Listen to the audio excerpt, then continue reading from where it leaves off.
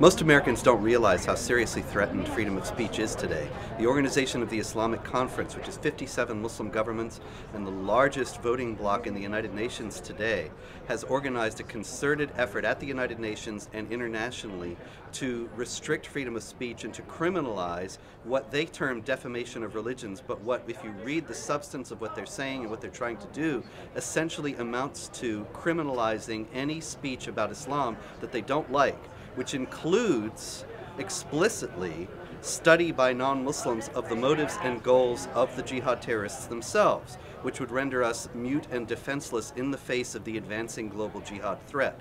And thus, not only is the freedom of speech a foundation of all free societies and a safeguard against tyranny and against the hegemony of one political perspective in the public square, but also it is a means by which the jihad is advancing and endeavoring to impose upon Westerners a system of law and a system of society that would institutionalize discrimination against women and non-Muslims and extinguish the freedom of conscience as well as the freedom of speech. Geert Wilders is at the vanguard of the effort to defend against this and to speak the truth, and that's all he does in his film Fitna, is report accurately on how Islamic jihadists use the Quran in order to justify violence and terrorism.